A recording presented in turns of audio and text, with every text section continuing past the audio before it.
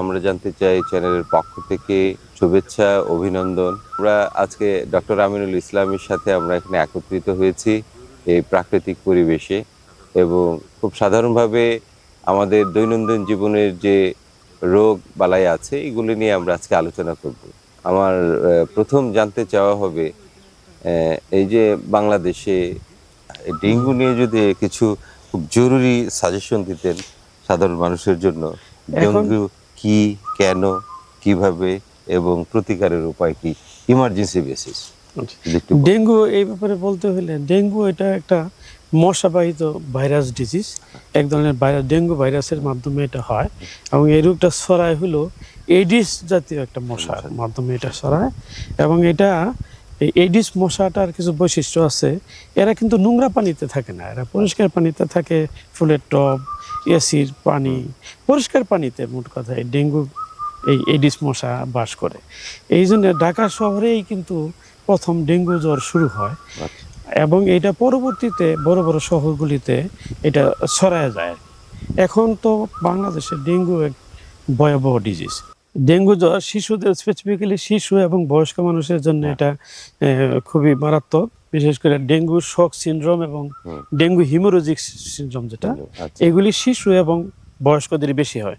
এমনি সাধারণ সবারই হইতে পারে, বাট শিশুরা বেশি ভালনারেবল অবস্থা থাকে।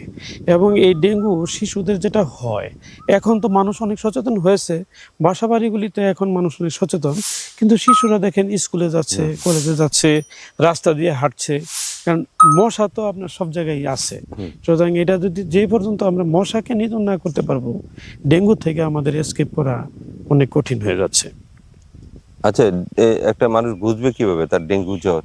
এটা ডেঙ্গুর যে সিমটমগুলি, এটা হলো হাই ফিভার হবে তার, আচ্ছা, অনেক মানে টিপিক্যাল যে ডেঙ্গুর সিমটম, এটা হলো তার 103 104 ডিগ্রি জ্বর হবে, শিভারিং হবে, পরবর্তীতে তার শরীরে এক ধরনের র্যাশ হবে, যেটা যে প্লেটেলেট কাউন্ট কমে গেলে যে র্যাশটা হয়, এটা র্যাশ হয় তার। আর হিমোরেজিক ডেঙ্গু যদি হয় তাহলে দেখবেন যে সে আস্তে আস্তে শকে চলে যাবে, ব্লাড প্রেশার তার কমে যাবে, পালস রেট পাওয়া যাবে না, সে আস্তে আস্তে আনকনসিয়াস হতে থাকবে। এগুলি খুব সিরিয়াস মানে সিমটমস অফ ডেঙ্গু। শুরু থেকে যেদিন থেকে জ্বর আসবে ওদিন থেকে কতদিনের মধ্যে না, ডেঙ্গু? আমরা যেটা বলি যে ডেঙ্গু যেহেতু একটা ভাইরাস জ্বর, তো এত ঘাবড়ানোর কিছু নাই। প্রথম জ্বর হয়, আমরা সিম্পল প্যারাসিটামল ছাড়া অন্য কোনো ওষুধ আমরা দিই না। সিম্পল প্যারাসিটামল খাবে আর প্রচুর পানি খাবে, ফ্লুইড খাইতে হবে তাকে, কারণ যেহেতু শকে চলে যেতে যায়, এই জন্য প্রচুর তাকে পানি খাইতে হইলে, পানি খাইতে পারলে তার এই সিমটমগুলি কম হয়। ইনিশিয়ালি আমরা তার 3 দিন 4 দিন 5 দিন তার এই ডেঙ্গু জ্বর, এটা একটা ভাইরাস জ্বর হিসেবে আমরা ট্রিট করি। প্রথমবার যদি হয়, এটা তাকে সিম্পল ভাইরাস হিসেবে এটার জন্য আপনার প্যাথোলজি টেস্ট কোনগুলো একদম ইনিশিয়ালি করা উচিত? ইনিশিয়ালি আমরা যেটা বলি ওই যে ইয়াটা ইমিউনোলজিক্যাল টেস্ট, যেটা ডেঙ্গু ডেঙ্গুর যেটা ইমিউনোলজিক্যাল টেস্ট, এটাই আপনি করবেন। সিম্পল NS1 পরীক্ষা, সিম্পল পরীক্ষা। এটা যদি জ্বর হয়, জ্বর হওয়ার 24 আওয়ার্সের মধ্যে যদি আপনি NS1 নেগেটিভ পান, তাহলে আপনি কনফার্ম হয়ে গেলেন 24 ঘন্টার মধ্যে? হ্যাঁ, 24 ঘন্টার মধ্যে, যেটা ডেঙ্গু ফিভার না, দেন আপনি আলাদা। কিন্তু জ্বর যদি 2 দিন 3 দিন চলে যায়, তাহলে আবার NS1টা আর পজিটিভ হয় না। এটা 24 ঘন্টার মধ্যে করতে হবে? হ্যাঁ, তার পরবর্তীতে এটা আমরা আর করি না। পরে 3 দিনের পরে থেকে আমরা ইমিউনোলজিক্যাল টেস্ট, যেটা IgM আর IgG ফর ডেঙ্গু, এটা টেস্ট করি। এই যে IJMR আরেকটা কি বলবো? IgG, IgG এটা ইমিউনোলজিক্যাল পরীক্ষা। এটা একটু এক্সপেন্সিভ, বাট এই জন্য আমরা বলি যে জ্বর যদি হয়, যে কোনো কারণে তো জ্বর হতে পারে বড়দের বা শিশুদের, 24 আওয়ার্সের মধ্যে যদি NS1 পরীক্ষা, যেটা সিম্পল পরীক্ষা, এটা আপনি যদি করে ফেলেন, তাহলে আপনি শিওর হয়ে গেলেন যে তার ডেঙ্গু না, তাহলে আপনি আলাদা। তো ওই টেস্টগুলোর করার মূল কারণটা কি যদি সাধারণ মানুষ একটু জানাতেন? সাধারণ মানুষ এটা হলো, কি রিপোর্টটা দেয়? এটা হলো কি IgG ওইটা পরের পরীক্ষা। NS1 যে পরীক্ষাটা, এটি হলো ডেঙ্গুর জন্য স্পেসিফিক টেস্ট। আচ্ছা, এটা সিম্পল টেস্ট, অ্যান্টিজেন পরীক্ষা আর কি। এমনি সিবিসি জাতীয় কোনো টেস্ট? সিবিসি তো অবশ্যই করবেন আপনি। আচ্ছা, এটা করতে হয়। সিবিসি, হ্যাঁ, আমরা বলি যে NS1 সিবিসিটাই হলো, যদি ডেঙ্গু পজিটিভ হয় তাহলে আমরা বলি যে তাকে সিবিসি টেস্ট 1 দিন 2 দিন পর পরে। ডেঙ্গু হয়ে গেল, করণীয় কি? ডেঙ্গু করণীয় হলে ভয় পাওয়ার কিছু নাই। প্রথম বাসায় কি করণীয় না, আর কখন বাসায়। হসপিটালে দিবেন? হ্যাঁ, আপনি বলি এই দুইটা যদি একটু আলাদা আলাদা বলতেন। ডেঙ্গু আমি আগে বলেছি আপনাকে, this is a viral disease, ভয়ের কিছু নাই। সিম্পল আমাদের এরকম flu, influenza, flu, dengue virus একই রকম আপনি ট্রিট করবেন। এটা জ্বর হবে, আপনি সিম্পল প্যারাসিটামল খাবেন, আর আপনি প্রচুর ফ্লুইড খাবেন, আর বিশ্রামে থাকবেন। আচ্ছা, আর আপনি একটু প্লেটেলেট কাউন্টটা দেখবেন, সিবিসি পরীক্ষা করবেন যে প্লেটেলেট কাউন্টটা তার ঠিক আছে কিনা। যদি প্লেটেলেট কাউন্ট ঠিক থাকে, সিবিসিটা যদি তার ঠিক থাকে, ভয়ের কিছু নাই। কিন্তু যদি দেখেন যে 7 দিনের পরে তার আস্তে আস্তে তার গায়ে যদি র্যাশ উঠে, তার ব্লাড প্রেশার যদি কমে যেতে থাকে, সে যদি একটু মানে আনকনসিয়াস হয়ে যেতে থাকে, তাহলে ইমিডিয়েটলি তাকে হসপিটালাইজেশন করতে হবে আর কি। আচ্ছা, তাহলে তো সে শকে চলে যাচ্ছে, আপনার বুঝতে হবে। এটার ইন্ডিকেশন একটাই, যে ব্লাড প্রেশারটা কমে যেতে থাকবে, আচ্ছা। পালস রেট তার বাড়তে থাকবে, মানে ব্লাড প্রেশার কমবে, পালসও কমবে, পালস রেট বেড়ে যাবে। বেড়ে যাবে, সরি, হ্যাঁ, বেড়ে পালস যাবে। রেটটা ফিবল হয়ে যাবে, বেড়ে যাবে, ব্লাড প্রেশার কমে যাবে, সে আস্তে আস্তে সে অজ্ঞানের মতো হয়ে যাবে, তার মধ্যে একটু মানে মানে অজ্ঞান এই হয়ে যে যেতে আমরা পারে। হেমোরেজিক বলি, এই বিষয়টা কি রক্ত কি পাতলা হয়ে যায় না ফেটে যায়? ওটা এই- কি হয়, বিষয়টা কি? এটা হলো কি, যে প্লেটেলেট কাউন্ট তো কমে যায়, প্লেটেলেট কাউন্ট করে গেলে তার ইন্টারনাল হিমোরেজ হয়। ডেঙ্গু পেশেন্ট আমরা কখন বলি ডেঞ্জারাস, যখন ইন্টারনাল হিমোরেজ বলতে ধরেন যে আপনার, আমরা তো একটা জিনিস এইখানে যখন ব্লিডিং হয় আমরা হ্যাঁ, বুঝতে পারি, হ্যাঁ। ইন্টারনাল অর্গানে ব্লিডিং হলে তো আমরা বুঝতে পারি না, দেখতে পারি না, মানে বডির যে রক্তনালী ওগুলোতে বেরিয়ে পড়ে, বেরিয়ে পড়ে। হ্যাঁ, এটাকেই বলে হেমোরেজ। এক্সট্রা সাধারণ মানুষ বোঝার জন্য হ্যাঁ, বলছি। এটা বলে যে এক্সট্রা ভেসেশন অফ ব্লাড, তার যে রক্তনালী থেকে এই ব্লাডটা আপনার বাইরে চলে আসতেছে, আচ্ছা। তখন রক্তনালীতে আপনার ব্লাডের পরিমাণ কমে যাচ্ছে এবং সে শকে চলে যাচ্ছে। আচ্ছা। এবং হিমোরেজ যেটা হয়, এটা ব্রেনেও হতে পারে, লিভারেও ব্লিডিং হতে পারে, আপনার যার জন্য প্রকাশ পায় কোথায়? শরীরে, চোখে? চোখে আপনার আই আই কনজাংটিভা গুলি লাল হয়ে মুখে যাবে, হয়? মুখে এই যে গাম ব্লিডিং হতে পারে। আচ্ছা। আমরা যেটা বলি যে সহজে বুঝবেন যে তার দাঁতের মাড়ি দেয়া মানে আমরা রক্ত যদি বাড়ছে। সহজ বাংলায় নন মেডিকেল পার্সন হিসেবে মানুষকে বলতে চাই, সেটা হলো শরীরের রক্তনালী থেকে রক্ত বেরিয়ে শরীরে বিভিন্ন জায়গায় যে ছড়িয়ে যায়, এইটাই হেমোরেজ। এটাই হিমোরেজিক, আচ্ছা। সহজ ভাষায় এটাই বলেন। এবং এবং এটা খুব হার্মফুল, খুবই হার্মফুল, এটা খুব ডেঞ্জারাস। এই ক্ষেত্রে কি ব্যথার ওষুধ খাওয়া যাবে? না না, ব্যথায় শুধু প্যারাসিটামল যদি জ্বর হয় দিবেন, এছাড়া অন্য কোনো কোনো ওষুধ ব্যথার ওষুধ দিতেই খাওয়া পারবেন যাবে না। না? হ্যাঁ, ওটা খেলে এটা কি হ্যাঁ, হবে? আর অ্যাসপিরিন জাতীয় ওষুধ তো আপনার আরো ডেঞ্জারাস। ওগুলো খেলে কি হয়?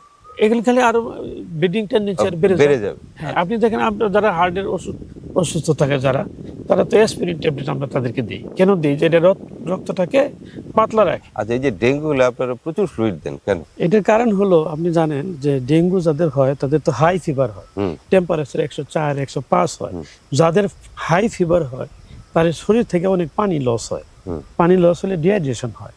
যেহেতু ডিহাইড্রেশন হয়, তখনই এই রোগীগুলির শকে যাওয়ার সম্ভাবনা থাকে বেশি। আচ্ছা। এই জন্য এই রোগীগুলিকে আমরা বলি প্রচুর পরিমাণে পানি, যে কোনো জুস, শরবত, ডাবের পানি। স্যালাইন এগুলি- খেতে পারে? হ্যাঁ হ্যাঁ, ওর স্যালাইন খেতে আচ্ছা, পারে, অবশ্যই খেতে আচ্ছা। পারে, অবশ্যই খেতে পারবে। আচ্ছা। যে কোনো ধরনের ডাবের fruit, পানি, দুধ, এগুলো? দুধ, শরবত, আচ্ছা। হ্যাঁ, জুস, যে কোনো জুস আপনার বেশি করে খাইতে বলি। এই জন্য মানে এগুলা দিলে কি মানে শরীরে ইমিউনিটি বাড়ে ইমিউনিটি না, নাকি ডিহাইড্রেশন, ডিহাইড্রেশন? পানি শূন্যতা। আচ্ছা, মেইন হলো এটা। হ্যাঁ, পানি শূন্যতাটা আচ্ছা। তার কমবে মেইনলি।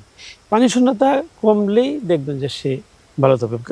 পেশেন্টগুলি মারা যায় তো ধরেন পানি শূন্যতা হলে, সিভিয়ার ডিহাইড্রেশন যখন হয়, তখন তার কিডনি ফেলিওর হয়ে যাওয়ার একটা সম্ভাবনা থাকে। এবং দেখা যায় যে এই রোগীগুলি মারা যায় কিন্তু মেইনলি কিডনি ফেলিওর হয়ে অনেকেই মারা যেতে পারে। আচ্ছা। বা হিমোরেজ যেটা আছে, হিমোরেজ যখন হয় তখন কিন্তু প্রচুর ফ্লুইড লস হয়, ইন্টারনাল হিমোরেজ হয়, তো তখন ওই যে আমরা প্লেটেলেট দেওয়ার আমরা অ্যাডভাইস করি আর কি, যখন হিমোরেজিক ফিভার হয়। আচ্ছা, এই এই ডেঙ্গু হলে কি মানুষের ইউরিনেশন, পেশাব কি বন্ধ হয়ে যেতে পারে? সম্ভাবনা আছে? তার যখন প্রচুর পানি লস হয়, ডিহাইড্রেশন হয়, তখন তো ডিহাইড্রেশন হলেই তো আপনার ধরেন পানি শূন্যতা হলেই তার কিডনির উপর স্ট্রেস পড়ে, তখন তার ইউরিন ফরমেশনটাই কম হচ্ছে। ওই ইউরিন যখন কম ফরমেশন হয়, তখনই আমরা বুঝতে পারি যে তার পেশেন্ট এসে বলবে যে আমার সারাদিনে একবার বা দুইবার পেশাব হয়েছে। তখনই আমরা বুঝতে পারি যে তার কিডনি ফেলিয়ার দিকে যাচ্ছে। প্রচুর তখন পানি তাকে দিতেই হবে, প্রচুর ফ্লুইড। আচ্ছা, ডেঙ্গু হয়ে যাওয়ার পর কি কি কমপ্লিকেশন হতে পারে? হয়ে গেলে হয়তো একটু রিকভারি করলো, এরপরে কি হবে? আমরা আগে যেহেতু আপনাকে বলেছি যে ডেঙ্গু একটা সিম্পল ভাইরাস ডিজিজ, 95% পেশেন্ট মানে অটোমেটিক্যালি ভালো হয়ে যায়। 5% কেসে, 5-6% কেসে আপনার কমপ্লিকেশন হয়। কমপ্লিকেশন দুইটাই হয়, একটা হলো ডেঙ্গু শক সিনড্রোম, আর একটা হলো হিমোরেজিক ফিভার, যেটা হিমোরেজিক ডেঙ্গু। এই দুইটাই ডেঞ্জারাস হয়, এই দুইটাই মেইন কমপ্লিকেশন। এবং আচ্ছা। এটা হইলে পেশেন্ট অনেক ডিটেরিওরেট করে যায় আর কি। এটা ডেঙ্গু নির্ভর যেহেতু করতে একটা মশাবাহিত রোগ, সুতরাং এটা মশাকে আপনার নিরোধ করতে হবে, এটা হলো প্রথম জিনিস। মশা, আচ্ছা, এটা সম্পর্ক প্রশ্ন ছিল, জি যদি বলেন। পাহাড়ি এলাকায় তো আমরা জানি প্রচুর ম্যালেরিয়া হয়, ফাইলেরিয়া হয়, এই অঞ্চলে ধরেন সিলেট অঞ্চলে কি ম্যালেরিয়া ফাইলেরিয়া হয়? সিলেট অঞ্চলে একসময় ইট ওয়াজ ম্যালেরিয়া প্রোন এলাকা। আচ্ছা একসময় প্রচুর ম্যালেরিয়া হতো। ফাইলেরিয়া এই এলাকায় ছিল না। আচ্ছা, ফাইলেরিয়া রোগটা ময়মনসিংহ এলাকায় বেশি ছিল। ময়মনসিংহ মানে যেটাকে গোদরোগ বলা হয়। গোদ্র, ওইটা ময়মনসিংহ এলাকায় বেশি ছিল। এই এলাকায় ম্যালেরিয়া ছিল প্রচুর। আচ্ছা। যেমন এইখানে লাওয়াছড়া ফরেস্ট আছে, সাতছড়ি ফরেস্ট আছে। এই ফরেস্টগুলি বেস করে প্রচুর এনোফিলিস মশা ছিল এবং প্রচুর ম্যালেরিয়া রোগী এখানে ছিল।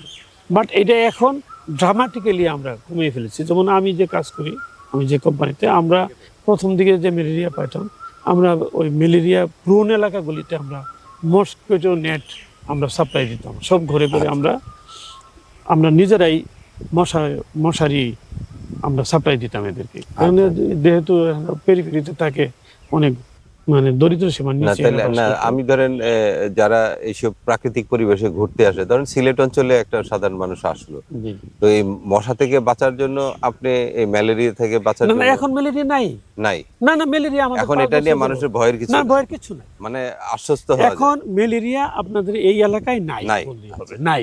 আমরা গত 5 বছরে কোনো ম্যালেরিয়ার কেসই পাইনি। স্বল্প বিস্তর বলতে চিটাগাং হিল ট্রাক্স এখনো আছে, বাট এখন ওইটাও ইনসিডেন্স অনেক কমে গিয়েছে, আচ্ছা আচ্ছা অনেক কমে গেছে। সুতরাং এটা নিয়ে আপনার এত মানুষের এত ওয়ারিনেসের কিছু নাই। ম্যালেরিয়া এটা এখন অলরেডি আমরা নিরোধ করে ফেলেছি। আচ্ছা। সুধী মণ্ডলী, এতক্ষণ আমরা আমাদের দৈনন্দিন জীবনের খুঁটিনাটি যে রোগগুলো বালাইতে আমরা ভুগি, এই বিষয়গুলো নিয়ে আমরা ডাক্তার আমিনুল ইসলামের সাথে বিস্তারিত আলাপ করেছি। উনি বাস্তব ধর্মী সাজেশনগুলো আমাদের দিয়েছেন। এই বিষয়গুলো খুবই গুরুত্বপূর্ণ। তো এতক্ষণ আমাদের সাথে থাকার জন্য আমরা জানতে চাই চ্যানেলের পক্ষ থেকে সকল দর্শকদের আন্তরিক ধন্যবাদ, শুভেচ্ছা এবং অভিনন্দন।